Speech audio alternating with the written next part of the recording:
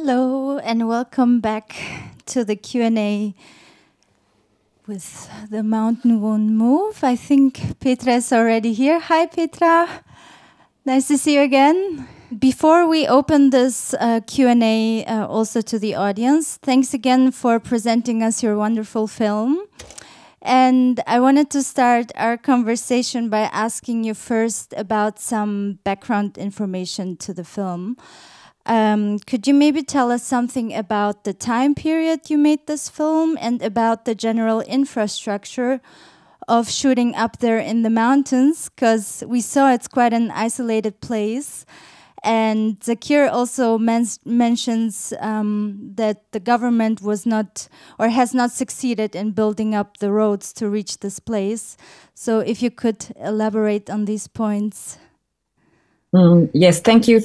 I'm sorry not to be with you anymore. I had a screening, as I said, and in another place where I had to run.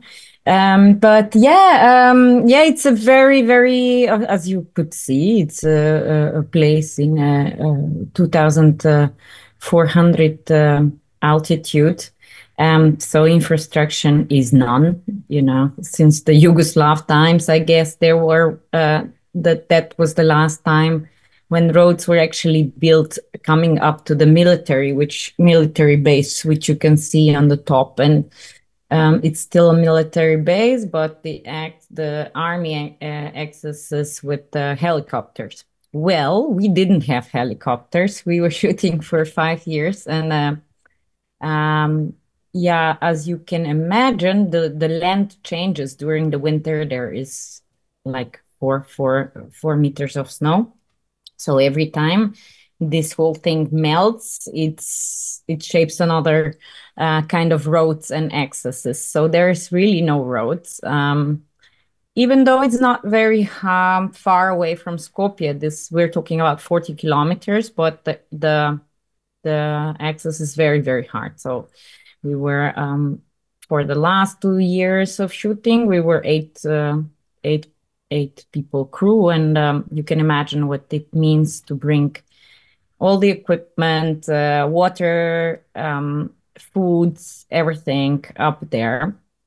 And sometimes it's even not possible to go back because of the rain and heavy weather. So the cars or the jeeps would just kind of slide down the hill, This was what happened a couple of times. So horses and it took a lot of courage and it took a lot of my stubbornness to bring this film together, and the crew as well. I also wanted to ask you about your protagonists. You have really great protagonists, and I was wondering how you met them for the first time, or how this contact was established, and also how it was like working with them. I can imagine it was an extraordinary situation for them, having a camera with them all the time. And how you were able to create this great intimacy between you, the film team, and your protagonists. Yeah, I guess it's magic, it's magic between people, and with some people it works, with some it doesn't. Of course, you can imagine it's a pretty lonely place for the guys up there, and so they were very happy to welcome us. Each time we would come, there's pretty much nothing going on, as you can see. And I really wanted to portray this nothingness for me. That was the crucial point of the film, how it is to be young, so young, because the Zekir is 21, as you know, and the youngest one is 6. So actually, how it is to be so young and so alone, and how to it was stunning to me to see this boys, because their time functions differently than ours does, and they are zoomed, like they can just zoom out for 20 minutes, and it's something that I wish I could do this way. I could have 20 minutes and just look at the mountain and just forget about everything. But it's also connected with a lot of knowledge they have because they're observing, and everything is very much on a hearing field. So they are connecting the winds, every sheep has a different bell. They know which one is where. It's like a sound symphony of winds and everything that happens up there. And I think that's very, very precious. And I try to bring this to the front line of the film as much as possible. What did you ask me? I kind of lost the question. How it was working with them while you were shooting, and because you established quite a close relationship with them. Yeah, it was great, and it was very, very lucky to have met them. It was actually a producer friend who went to the mountain and found them. She's in love with she wanted to find the working dogs, the possibility of see how because she owns lots of similar kind of shepherd dogs, Pyrenean, but different kind. But she wanted to see how it works in the practice. So she went on a horse up there, and when she came 3 days after, she brought this photo of Zarif with he was quite smaller, and the dog was about up to here to him, and he's standing very proudly with the stick, and then the dog next to him. And I think we both immediately knew that there's something very, very special. And so we tried to find it, and we were lucky to find them. And we were very lucky that immediately the family would give us possibility and trust that we can film with them.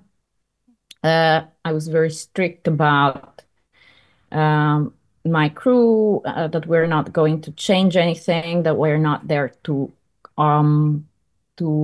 we are led to their home, and we want to keep it untouched. So as little we were interfering as little as possible, because as I said, I'm not a social worker, or I'm not a psychiatrist, or I'm not, I'm filmmaker. So my goal and my crew's goal was really not to intervene too much and try to give advices and be smart about it, because who are we to know how it is to live up there? Yes, thank you. I would also like to give you the opportunity to ask your questions. Is there anyone who wants to go first? Yes, please. There's a microphone. Go in right here. Thanks a lot. First of all, I like your film very much. I think the camera work is very, very good. I'd like to know, did you shoot with 2 cameras at the same time? Yes, most of the time. Yes. I thought so. Okay. Very good. Thank you very much. No, the thing is that we had, as you could see, a very difficult situation. Of course, DOP, Brandfero, and we were discussing how at all it is possible to shoot, because these are dangerous dogs, and any kind of unsettled movement is a distraction, and they attack. So it was like a ballet around them. And I don't know how much you could see, but around the house where most of the scenes are taking place, it's actually full of, I think it's called nettles, this plant which kind of gives you, like it hurts. So to be in that with all the dogs around and so many characters, it was almost impossible. And I mean, nothing is staged, even though I know it looks very beautiful, but it is really just what happened. And we didn't repeat anything. This is what it is, So it's like very true documentary and way. So the only way to really, really capture this was, of course, we were not everywhere with 2 cameras, because, it took 45 minutes. June, hi, chill. My dog is getting crazy here. So it's so it was very difficult, for instance, from the house to the place where he makes a phone call. It's like 1 hour walk, you know. And so there's no cars. That's like the crew we had to do it, you know. So it was very not easy. And also with the weather and everything. So of course, not everything is shot with 2 cameras, but most of the scenes, yes, as much as we could. And yeah. I think there was another question here. Yes, maybe you first, and then here at the lady at the front. Yeah. Hi there. I really enjoyed your movie. Thank you for screening it here. 2 questions. Where did you stay up there? Brought you tents or something like that? Because the hut, it looks really tiny. And the second question was, did the brothers see the movie, or do they get the chance to see it? Thank you. Yes. Thanks for the question. Sorry. Yes, I mean, we had tents, like simple tents, because of the wind. We could not have very high tents, so it was everything was in a small tents, because when it's really windy and rainy, it's very, very strong wind. And then we had some kind of next to this Jeep van, which was specially made by military thing to actually go to this kind of rough terrains. We then had a little tent next to it so that we could have some food and, you know, cook and everything else. But yeah, it was pretty much very, very scat. First 2 years we were actually, because it was just me and the DOP, not many scenes are in the film, but we were living together with them, sleeping in this small house. And that, to answer previous question, that's why it's very intimate, because we kind of became like a family, you know. And of course, no one ever asked them intimate questions, because this is not what their parents do. And the second question was if they've seen the film already. Not yet. They saw parts of it. The thing is that it's when they are not. I didn't want to send them the film on the phone, you know. And now in Macedonia, we're gonna have premiere in the middle of August, sorry. And so most of the family will come to watch it with the audience, because I thought for the boys it's really very much better they see it with the audience, and it's open air cinema at Makedox, which I think is gonna be perfect for everyone. The thing is that when they are not up there in the mountain, they're also working, so it's very, very few times that they are actually in the village. So it's either the winter cottages or the summer cottages. They move in between these two, and there's also in the winter cottages there's not much internet, and so they live pretty much all the time this way, as you saw in the film. Just we didn't show the winter time. Yeah, so they're really looking forward to see it, and I'm looking forward to see it with them. There was another question. Hello, thank you for the film. I wanted to ask you, when do you decide to stop filming? You said it was a 5-year-long process, and also my question is referring to the editing process. So if you want to... What about the editing?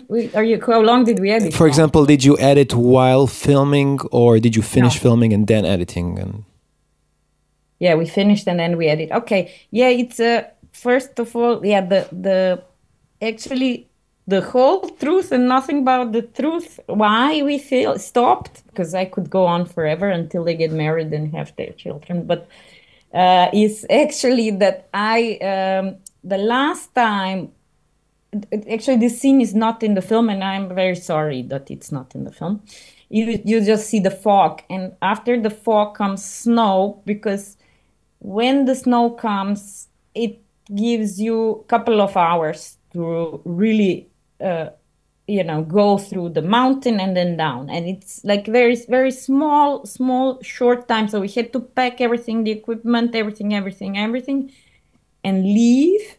And because it was already so wet, the car was literally sliding down with all the equipment for 8 times from the top of the mountain, then,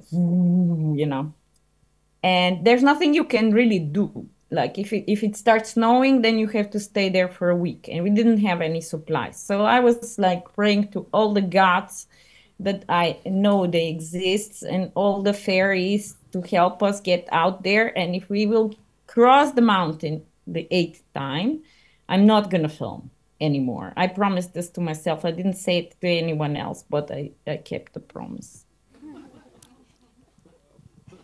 So yeah, this is what happened. And then the editing took forever.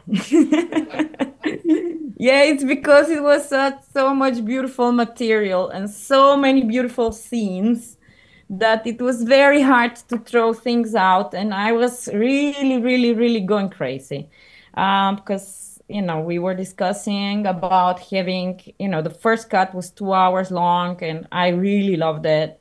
And then it was kind of half producers, half my decision that let's try to get it to, a decent length that actually festivals will take it, because otherwise we would just, end up premiering at Vision Durel and maybe 2 more festivals and no one else takes it. This is the reality of, long films.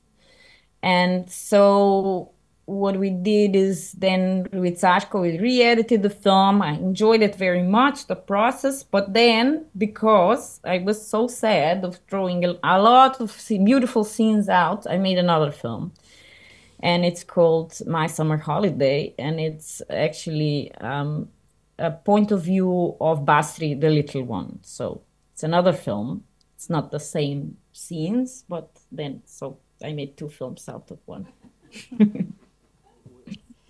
Yeah. Was it out already, or not yet? It premiered in FIPA DOK in Biarritz, and then he went to Zagreb. It has a separate life, so it's 2 different films. It's a more child happy life on the mountain, let's call it, and the new generation, the new character, the younger brothers that you don't see in this version, who are at in school, and then you have also the village and village life and things like that, and then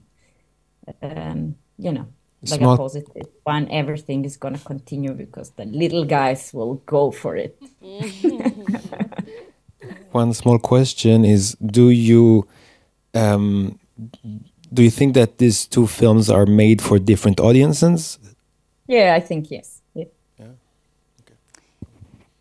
I think we're almost reaching the end of our time. Petra, I have a last question for you.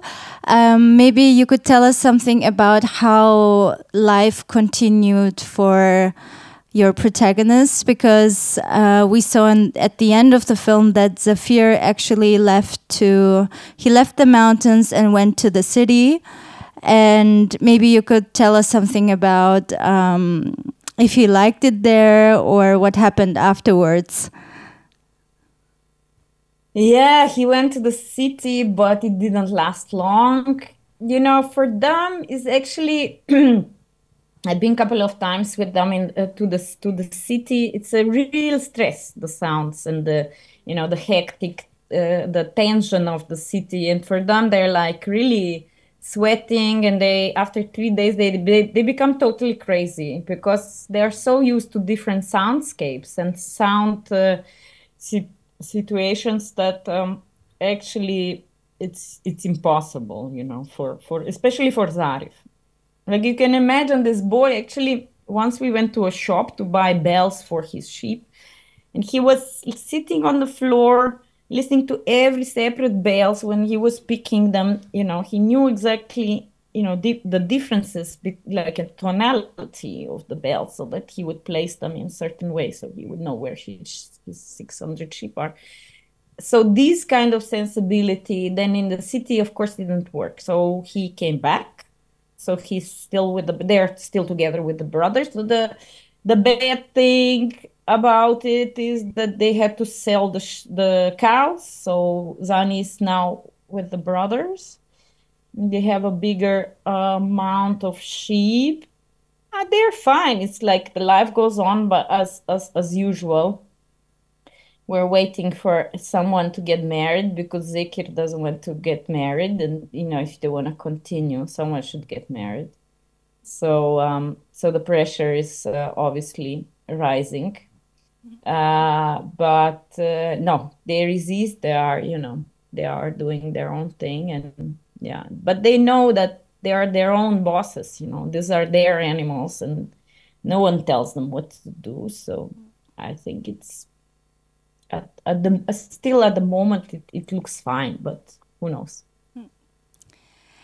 Petra, I would like to thank you once again for presenting your film at DOK.fest, and I hope it has a wonderful festival journey and that the premiere in North Macedonia will be also a great success. And dear everyone, thank you for your interest. Thank you for coming to this film, and have a wonderful rest of the evening. Thank you.